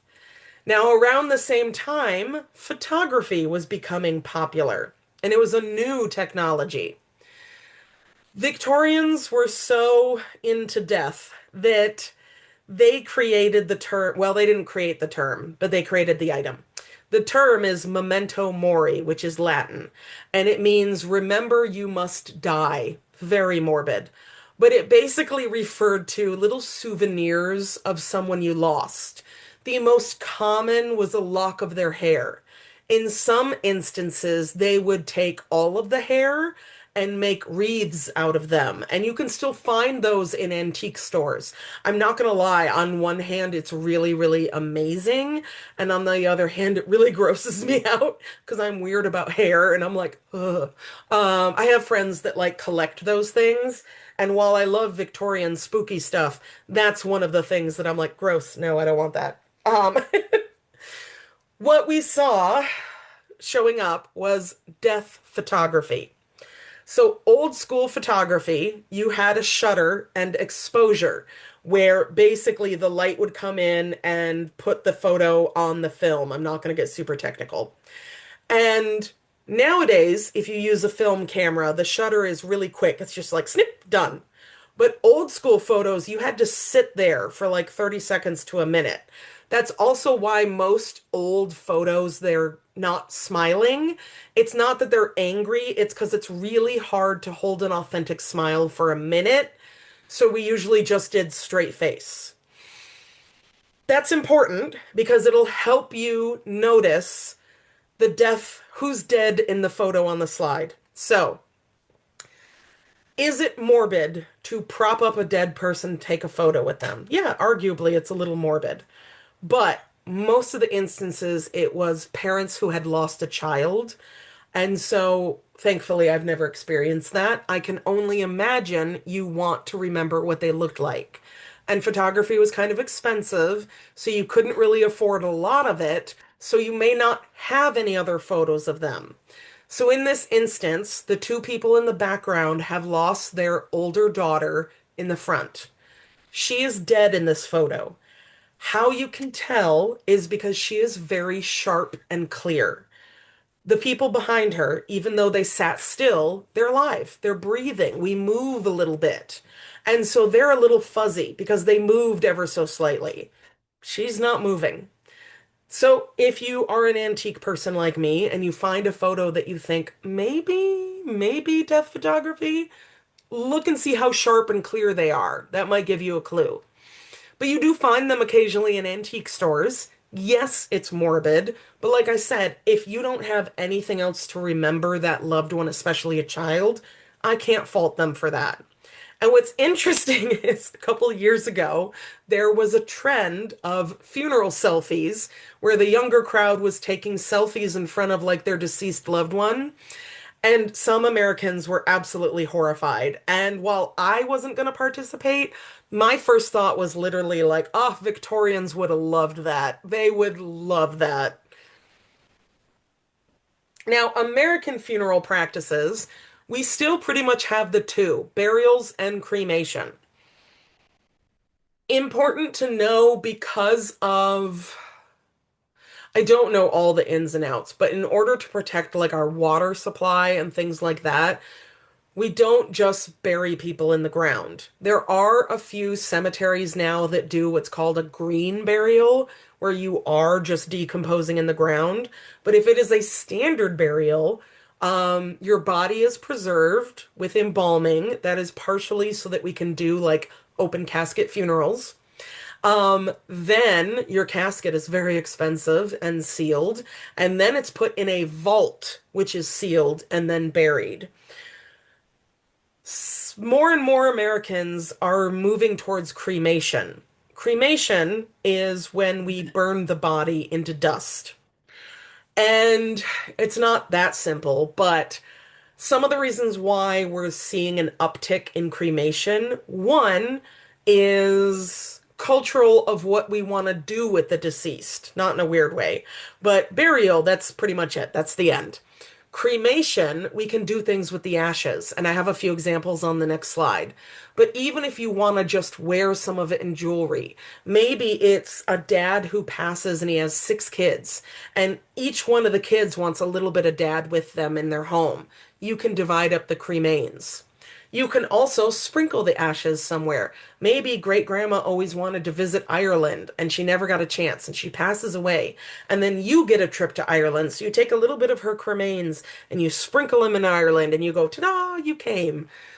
So there's some spiritual reasons. The other less fun reason is money. Burials are really expensive. You have to do the actual process. You have to buy the casket, the vault, the plot of land. You have to pay for the burial, a tombstone. Cremations, you're just paying for the cremation and the urn. And so it is a cheaper alternative. So we're seeing some people choosing that option to save money.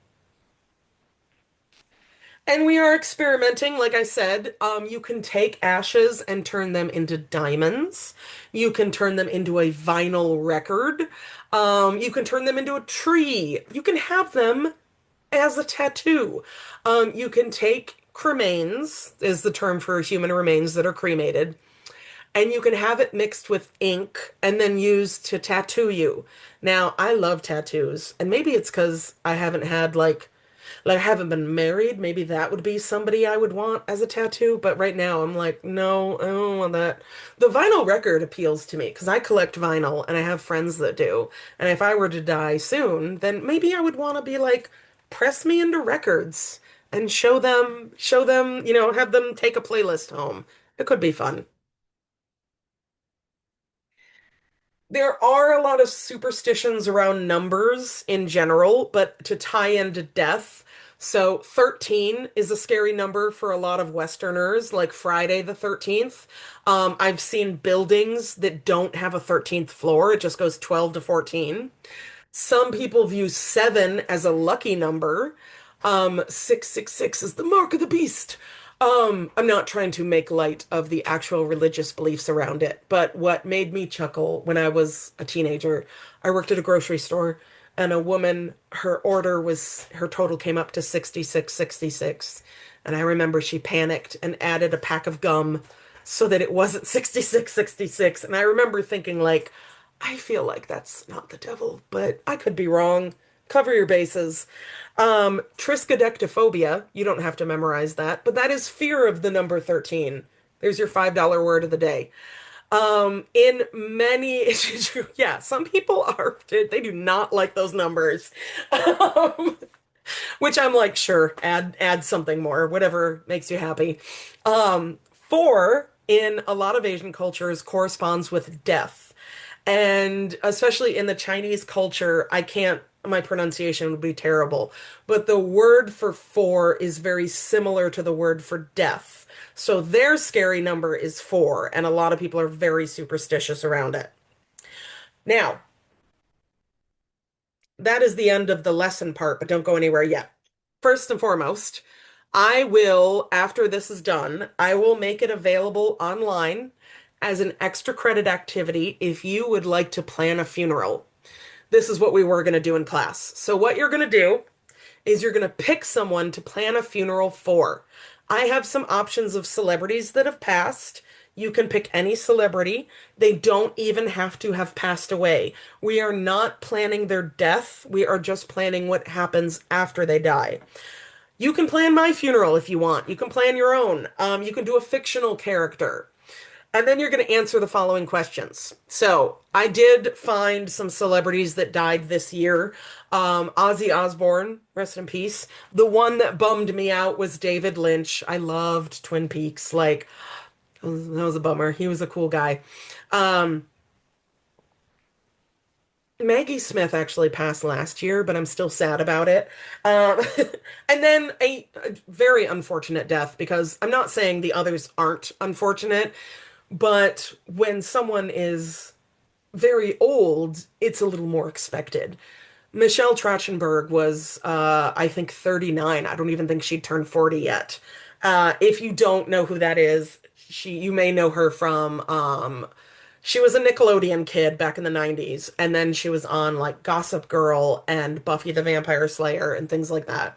So, yeah, those are some celebrities we passed. It's always kind of a bummer to update this slide because I'm just like, who died recently? And then I'm like, oh. So, what you'll tell me is who's the funeral going to be for? How will they be prepared? Are they going to be cremated, buried, turned into a record, whatever? Is it a traditional funeral, like a Christian Western funeral? If not, how is it different? Who is giving the eulogy? The eulogy is the really big speech about the deceased. It's usually someone close to them. And will there be a party after the funeral, and what will it involve? Many Western Christian funerals, the party is basically like a spread of deli meat and sandwiches, and you just kind of mill around and talk to people and visit. Or maybe you're going to have a raging kegger. I'm reading the chat. Bear with me a second. That is cool. Yeah, I've seen, not in person, but I've seen like online the glass photography, and it's so impressive. Photography is cool. I like photography. I used to have an actual film, like what was it called? The single lens SLR camera back in the day, and like an idiot, I sold it. Shouldn't have done that. But that's my own fault. So, couple of announcements. First and foremost, you're gonna see me get up for a second. You're gonna hear a scream. Oh, he's so angry. I know, your life is so tragic. So now we're gonna tell you, focus, focus. Don't blur the cat. He's the important part. The cat's the important part. So, how's your exam gonna work? It's gonna work exactly like the first two. It'll be online. I am actually going to get it ready to go in the next couple days. So it will be available, let's say by Friday, I'll get it up. So if you want to do it early, you can. You will have until the end of next week to get it done. But similar to the others, make sure you're setting apart time and that you've got time set apart. I'll give you 90 minutes, but a lot of you probably won't need the whole 90 minutes. And let's see. Oh, if you want to do an in-person, I know a couple of you might. I'm fully on board. It will be next Wednesday during our normal class time. Ideally, reach out to me and let me know so I know how many copies to print. But yeah, I will meet you in our class at 6 like normal, and we can do the in-person exam. Otherwise, this is my final meeting with you. So thank you my cat looks so over it because I am holding him against his will. He is done. His life is so tragic. So thank you for an amazing semester. We do not have class next week. So this is our final class. Next week will be the final exam.